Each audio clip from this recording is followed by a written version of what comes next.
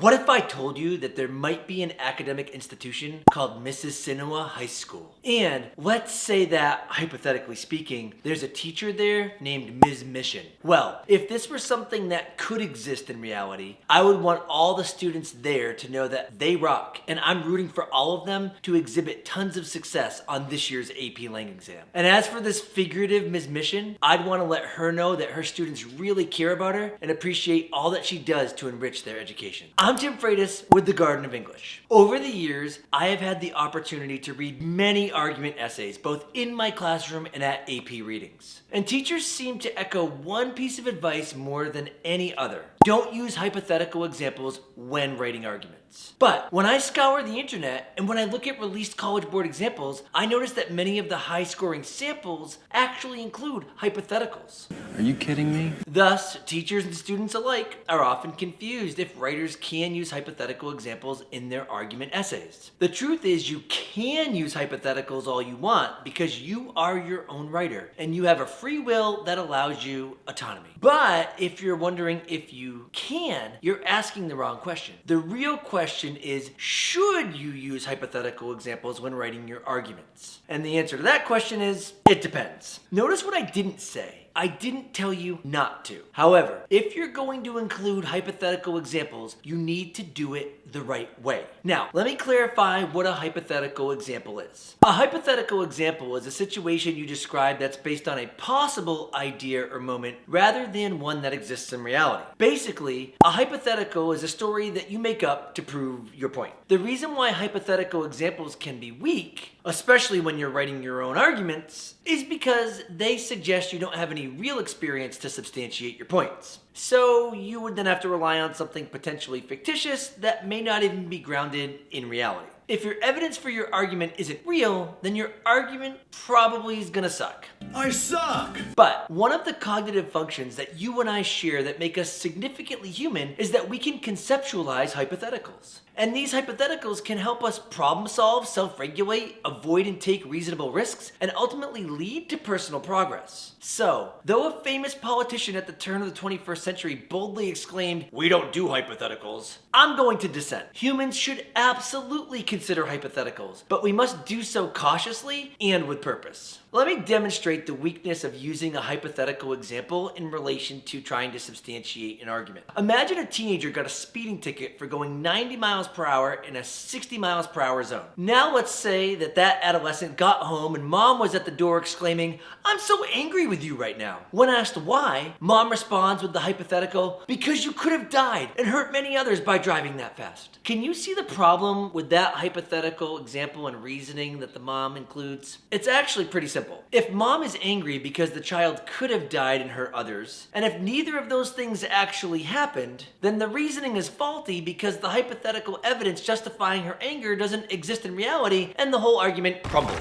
But let's look at this same situation and use the same hypothetical example and reasoning, but let's change the claim that's being supported a little bit. Take two. Imagine a teenager got a speeding ticket for going 90 miles per hour in a 60 miles per hour zone. When the adolescent got home, mom was at the door exclaiming, "I'm so angry with you right now." When asked why, mom responds with the hypothetical, "Because you were being completely irresponsible. You could have died and hurt many others by driving so fast." Now, the examples mom provided are still hypothetical, but they are absolutely able to substantiate the irresponsibility of the teenage driver. The outcomes didn't need to happen in reality in order for the teenager to be clearly irresponsible with his or her driving choices. When your teachers tell you that you can't use hypotheticals, they're trying to help you substantiate your arguments in reality, which is important. They don't want you to look like mom in scenario one. Instead, they want to provide you with better ways to support your claims. Now, if you're looking for other types of evidence that are not hypothetical that will better support your arguments, I'd like to point you to Unit 1 of my exam prep guide for AP Lang students. It's the best study tool that you can grab to study for your AP exam. It includes unit videos and worksheets that cover all of the content you need to know to get an A in your class and a qualifying score on your exam. Unit tests for multiple choice are aligned with the AP US History curriculum as well. And this exam prep guide provides you with multiple practice exams and sample essay responses so that you can know exactly what exam readers are looking for when it comes to your test day. You can actually find this resource linked right up in the description below this video. You can also find it right here. Because this video is about potentially including hypothetical examples in your argument essays, I want to give you some tips on what you need to consider before you do so that you can make sure that you use them correctly, if at all. I also want to be clear. I tell my students to try to steer clear of hypotheticals as much as possible on test day because most students don't use them correctly. Now,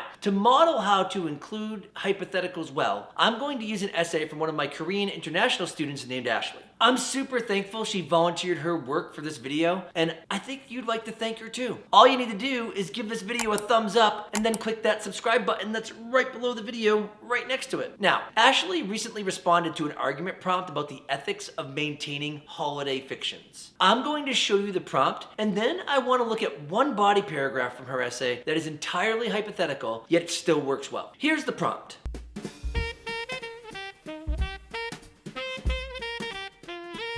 If you want to find the prompt and Ashley's full response, you need to know that it's linked up with the steps to consider when including hypothetical examples that I'm giving throughout this video right in the description with everything else. Now let's look at Ashley's thesis, and then we're going to explore her second body paragraph. Here's her thesis. Although some may say that keeping childhood holiday fictions exemplifies a habit of lying and can possibly scar children once they discover the truth, establishing and maintaining known fictions is morally justifiable because they provide children with a rare opportunity to experience magic and wonder during their innocent years. And they encourage cognitive development by allowing children to think critically. There. Ashley addresses the idea of lying to children as being morally justifiable because it provides opportunities for kids to experience wonder and it encourages cognitive development. If you were to look at my list for things to consider when using hypothetical evidence that's found in that document that I referenced, my first recommendation is to try to find an example that isn't hypothetical. But I've already told you that. So check out my second recommendation. That is, if you're going to generate a hypothetical example, you have to ground it in some way in reality. I'm going to show you Ashley's second body paragraph in just a moment so you can see what I mean by this. When the paragraph shows up on the screen, pause and read the example. It's right here.